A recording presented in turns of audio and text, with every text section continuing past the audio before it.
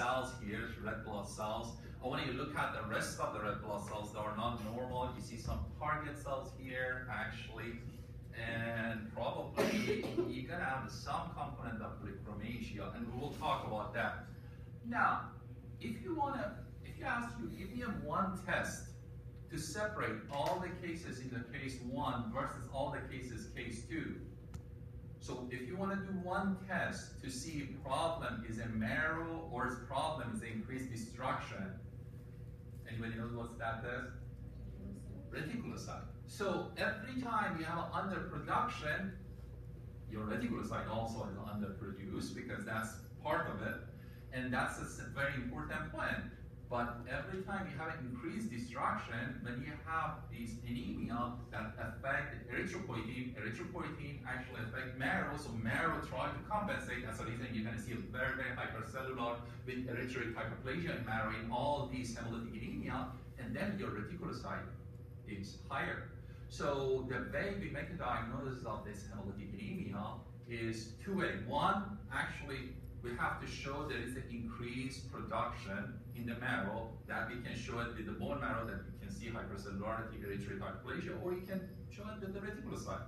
If it goes high, it means there's increased production, because try to compensate.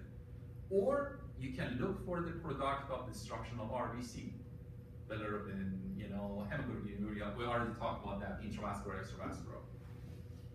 So reticulocyte is a very important test. One thing also about the first group of the cases, one way actually you can evaluate, for example, your iron deficiency anemia responding to treatment to see if the reticon is increasing, becoming normal. Because usually in all the cases in the first, the reticon is low because it's underproduction. You start treating, for example, give the iron, reticon actually start improving. So, so reticulocyte is very important, and you all know reticulocyte is all these imaginary red blood cells. They're usually a little bit larger. They still have some RNA in their cytoplasm, so we'll look at the picture. So this is an example again of this irreversibly sickled RBCs. You can appreciate. Here we are showing these hemoglobin C, and you can see this in African American. This is hemocyte. Now, what is the determinant factor that you get, these irreversibly sickled hemoglobin? There are certain things important for this polymerization. First, how much hemoglobin S, how much concentration of hemoglobin S you have in these red blood cells. What that means if I have an SS, there's everything S. So there is a very high chance of the sickling and this polymerization. Become crystal. But if I have an AS, which you just have a 40% S and about 60% usually A, the chance of sickling almost is very rare. Rarely you get in traits, sickle cell traits, something like that, unless they come in the situation very high toxicity, for something happen. So you don't get that. Now this goes with the other situation. For example, imagine somebody have a thalassemia minor at the same time have a sickle cell. Remember thalassemia minor, what was the problem? Underproduction of globin. So you have a less globin, so you're gonna, and if you have a sickle cells, it's a less, sickle globin, then somebody have a thalassemia minor with sickle cells, the chance of sickling actually is less, because you're gonna have a less concentration of the sickle hemoglobin on the RBC. So that's a very typical for exam question. So if you see somebody with the SS versus somebody with the SS and alpha tau, the one with the alpha tau, usually the disease is less severe, and usually you don't see that much of sickling. Okay? So concentration. Another example is a hemoglobin F. If you have a hemoglobin F, the same way you have the hemoglobin A with the S. So when you have a hemoglobin F, the concentration again in hemoglobin S is less. And that's happening in the people in this case. For example, if somebody has hereditary SS, the symptom doesn't start until after 6-7 months, because then hemoglobin F disappears and you're gonna have hemoglobin A, that here the beta chain is all sickle or abnormal. So that's one thing. Now, what about CS? If you have a CS, what's the prognosis?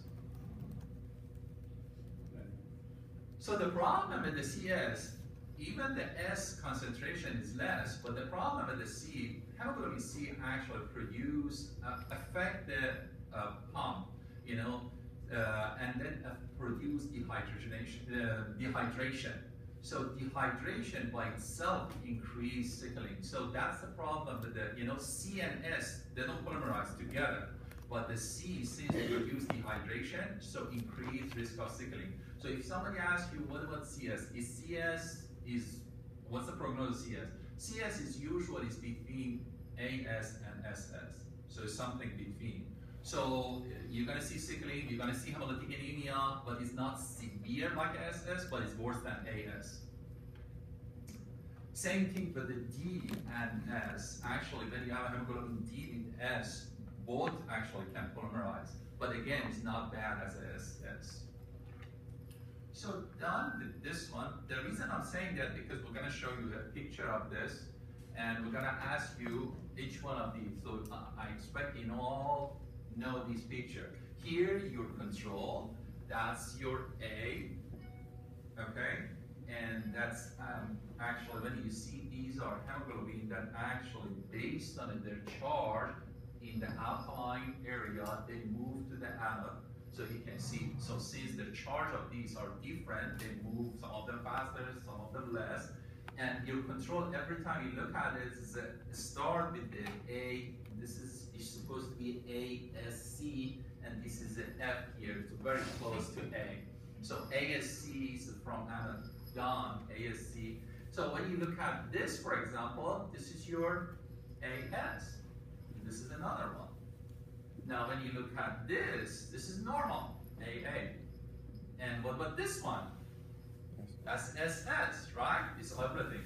Now if you see there's a small band here, this is a little bit F. So you always get a little bit F, depends on the age. And actually, it's one of the treatments is trying to increase F, So that's that. This is a C, CC. So this is the one that we saw in previous picture. You saw the crystal, kind of. What about this? SC. So you see that? We already talked about SC. So remember, this is an S and this is a C. So SC is worse than AS, but it's better than SS. So it's kind of between, because the C produce dehydration. Dehydration actually increase sickling. Low pH, dehydration, increased concentration, these are all affect the sickling. I have a question. Uh-huh. So if we get something like this test, You're gonna get the control. Okay, great. So we're gonna actually tell you which one is which. Okay. It's not gonna be without control. Actually, it's impossible. Because imagine, each lab actually have a different way to put the control. So this is not a good picture. Actually, the book has a CD has a better picture that shows each control very nicely. I mean, this comes from there, but they have to do that. So, one of the characteristics of all these hemolytic anemia is seeing these imagined red blood cells in peripheral blood. Depends on how severe your anemia. So right away, actually, bone marrow try to compensate to release those. So the one that release first is your reticulocyte. And reticulocyte in normal, in sustain, you don't see anything except you see a cell a little bit larger. So if these are, kind of your regular RBC, these are, I'm going to talk about them. These are your regular RBC. Look at these. Look at some of these. It's a little bit larger, little bit bluish color. These are, we call it polychromatophilic cells, polychromatophilic because of the color, because they have a little bit blue color. Remember why they have a blue color? Because they still have some RNA in their cytoplasm. It's not completely replaced by the hemoglobin. And they're a little bit larger because it's still not completely mature. Usually it takes like 24 hours to get completely mature. If you do a stain for reticulocytes, so this is you can do methylene blue, supervital, these are different stains. That stain very nicely highlighted those RNA. And the fact that in the stain they look reticulated, that's the reason they call these cells reticulocyte. That's the name. Now, all these polychromatophilic cells are reticulocyte, but not all the reticulocyte are polychromatophilic cells. So some of them are slightly mature now, kind of smaller, and unless you do a stain, you don't see anything. You cannot separate them from the normal RBC. So, but all those larger ones, no problem. Those are that you can identify as a polychromatophilic cell. They're, going to be reticulocyte.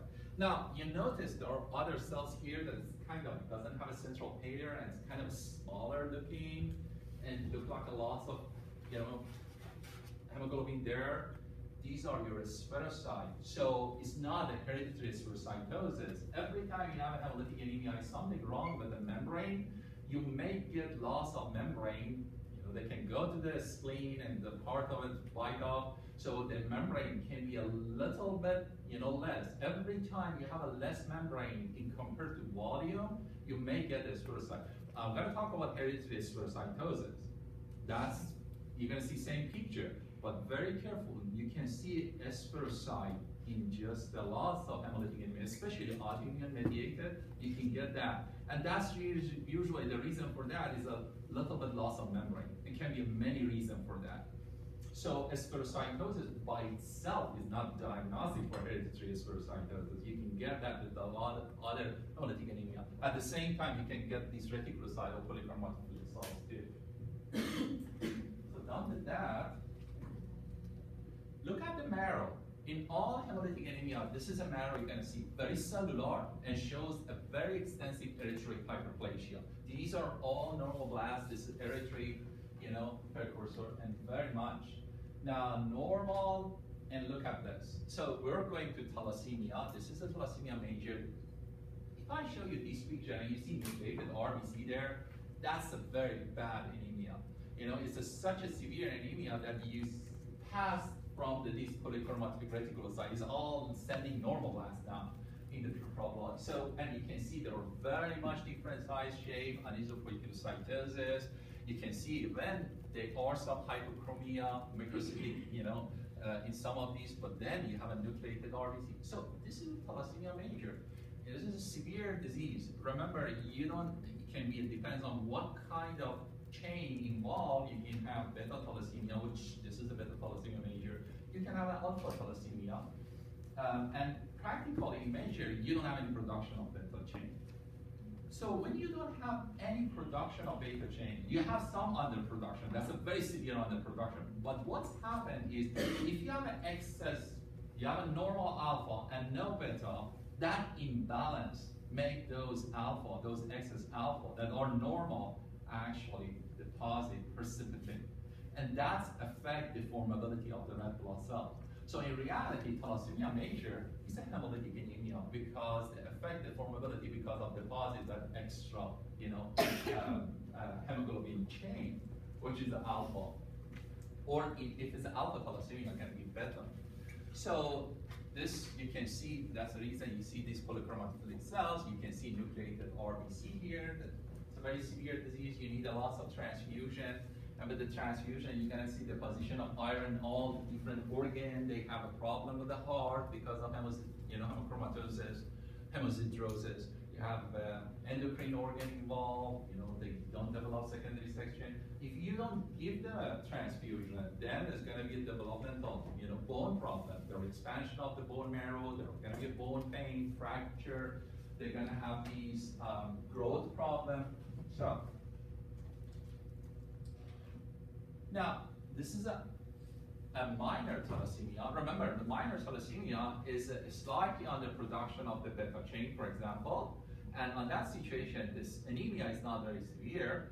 And usually, the type of anemia is a hypochromicrocytic. Again, this minor is, is not really hemolytic. So mainly, you're going to see underproduction, and you see these, maturation defect of cytoplasm because you have less globin.